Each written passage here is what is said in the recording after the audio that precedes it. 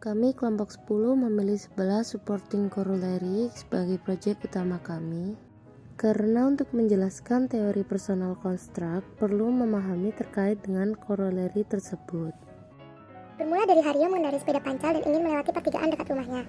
Tanpa ia sadari, ada pengendara sepeda motor yang berkendara dari arah kiri, dan tanpa sadar Haryo dan pengendara tersebut saling menghindar agar tidak terjadi kecelakaan. Sejak hari itu, di pertigaan dekat rumahnya, Haryo lebih berantisipasi terhadap kejadian yang seperti itu dengan cara lebih berhati-hati, menoleh kanan kiri, dan melambatkan laju sepeda agar pengendara motor dapat melaju terlebih dahulu. Dahulu, sebelum 1 bulan menjelang ujian akhir, Haryo belajar dengan sangat giat dan punya kesadaran akan tanggung jawabnya sebagai pelajar. Namun, 1 minggu sebelum ujian, rasa malas pun muncul dan dibutuhkan cara baru agar belajar menjadi lebih giat, seperti belajar bersama teman atau suasana yang baru.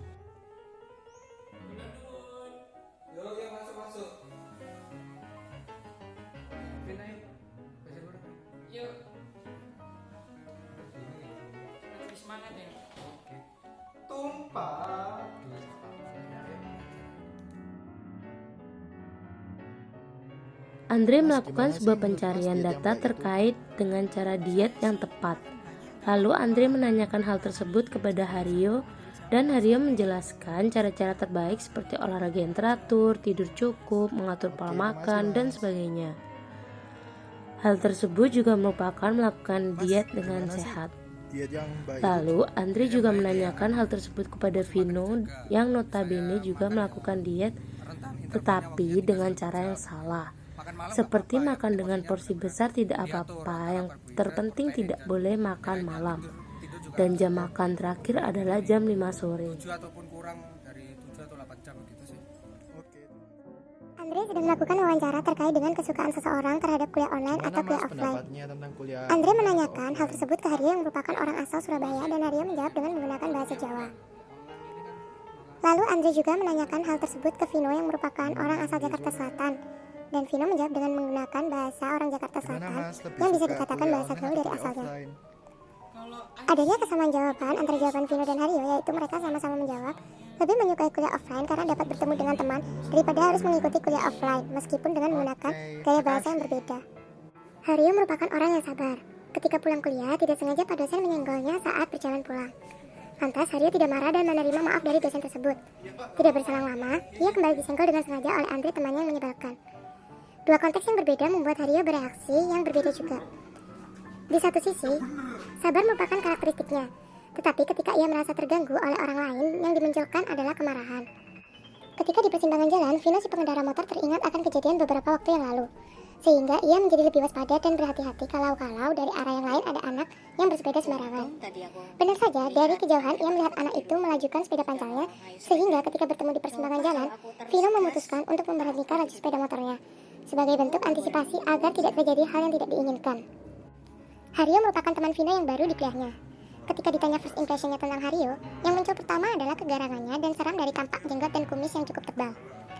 Setelah berteman cukup lama, ternyata Haryo merupakan anak yang asik dan seru ketika diajak berteman dan belajar. Sehingga bisa disimpulkan dalam konstruk mengenai Haryo memiliki titik yang berbeda. Awalnya seram dan terlihat garang, tapi asik dan seru ketika kenal lebih dekat. Suatu ketika Haryo sedang bersepeda. Lalu tidak berselang lama ban sepedanya pun kempes. Lalu datanglah Vino dan menanyakan kepada Haryo apa yang terjadi. Lalu Vino berpikir bahwa Haryo membutuhkan pompa untuk mengisi angin pada ban sepedanya. Lalu Vino mengambilkan pompa ban dan membantu Haryo untuk menambah angin pada ban sepedanya. Ketika kecil, Vino suka mengendarai sepeda pancal karena dirasa menyenangkan dan bisa ke berbagai tempat dengan lebih mudah. Seiring dengan bertambahnya usia, ia merasa sepeda bukan lagi menjadi transportasi yang efektif dan memilih sepeda motor karena tidak terlalu mengeluarkan tenaga yang begitu banyak dan lebih cepat untuk sampai tujuan. Pada saat tahun 2019, kita bisa mengucapkan Selamat Natal, bisa diucapkan secara langsung dan dapat bertukar kado.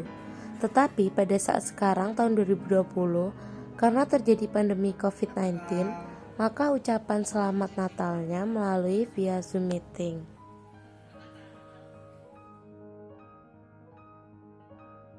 Sewaktu masih kecil, Vino tidak suka buah nangka karena baunya yang tidak enak. Lalu, seiring bertambahnya usia, Vino menyukai buah nangka karena mengetahui manfaat yang baik bagi tubuh.